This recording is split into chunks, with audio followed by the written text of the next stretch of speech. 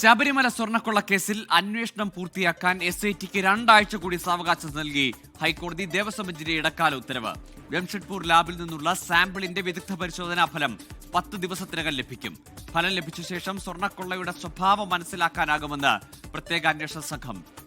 വിഷ്ണു സുരേഷ് ചേരുന്നുണ്ട് വിവരങ്ങളുമായി കൊച്ചിയിൽ നിന്ന്. വിഷ്ണു, പുതിയ സർക്കാർ ഇന്ന് ചുമതല ഏറ്റെടുത്തിരിക്കുന്നു, സത്യപ്രതിജ്ഞ ചെയ്തിരിക്കുന്നു.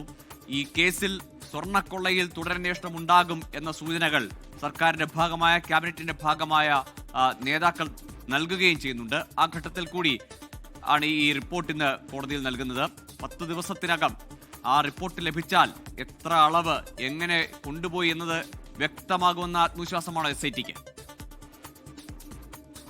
ആത്മവിശ്വാസത്തിലാണ് SIT ഉള്ളത്. നേരത്തെ കോടതി തന്നെ വ്യക്തമാക്കിയതാണ് ഈ ലാബിലെ പരിശോധനാ ഫലം അത് ഈ ചാർജ് അടക്കം നൽകുന്നതിൽ ഏറ്റവും നിർണായകമാണ്. അതുകൊണ്ട് തന്നെ അതിൽ താമസമെടുത്താലും അത് പ്രശ്നമാക്കേണ്ടതില്ല എന്ന് കോടതി തന്നെ പറഞ്ഞിരുന്നു. ജംഷഡ്പൂരിലാണ് നിലവിൽ അതിന്റെ സാമ്പിളുകൾ പരിശോധിക്കാൻ അയച്ചിട്ടുള്ളത്. അതിപ്പോൾ ഏകദേശം 1.5 മാസം പിന്നിടുന്നു. ഇനി 10 ദിവസത്തിന് ശേഷം ആ ഫലം ലഭ്യമാകുമെന്നാണ് SIT കോടതിയെ അറിയിച്ചത്.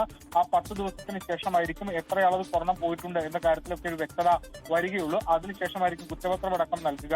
ഒപ്പം ഒരു പ്രധാനപ്പെട്ട കാര്യമുള്ളത്, ഈ 2025 സ്വർണം പൂശലുമായി ബന്ധപ്പെട്ട് സ്വർണം ഇവിടെ നിന്ന് ചെന്നൈയിലേക്ക് കൊണ്ടുപോകും. അതിൽ കേസെടുക്കണമോ വേണ്ടയോ എന്ന കാര്യത്തിൽ ഒരു തീരുമാനമെടുക്കുന്നതും ഈ പരിശോധനാ ഫലത്തിന്റെ അടിസ്ഥാനത്തിൽ അല്ലെങ്കിൽ അതിന്റെ റിപ്പോർട്ടിന്റെ അടിസ്ഥാനത്തിലായിരിക്കും. കോടതി 2 ആഴ്ച സമയമാണ് SIT ആവശ്യപ്പെട്ടത്. ആ 2 ആഴ്ച സമയം SITക്ക് കോടതി നൽകുകയും ചെയ്തിട്ടുണ്ട്. ആ 2 ആഴ്ചയ്ക്ക് ശേഷം ഒരുപക്ഷെ കുറ്റപത്രം സമർപ്പിക്കാനുള്ള നടപടിയിലേക്ക് പോകുമെന്നാണ് നമുക്ക് ലഭ്യമാകുന്ന വിവരം. ഇതുവരെ 391 സാക്ഷികളെയാണ് കേസിൽ വിസ്തരിച്ചിട്ടുള്ളത്. ശരി, പുതിയ സർക്കാർ തുടരന്വേഷണത്തിന് ഉത്തരവിടുമെന്ന സൂചനകൾ പ്രധാനപ്പെട്ട റാങ്ക് ആൻഡ് ഫയലിലുള്ള മന്ത്രിമാർ തന്നെ നൽകുന്നുണ്ട്. അതിനിടയിൽ കൂടിയാണ് SIT ഈ അന്വേഷണം പൂർത്തിയാക്കാൻ 2 ആഴ്ച കൂടി സാവകാശം ഹൈക്കോടതി നൽകുകയും ചെയ്യുന്നത്.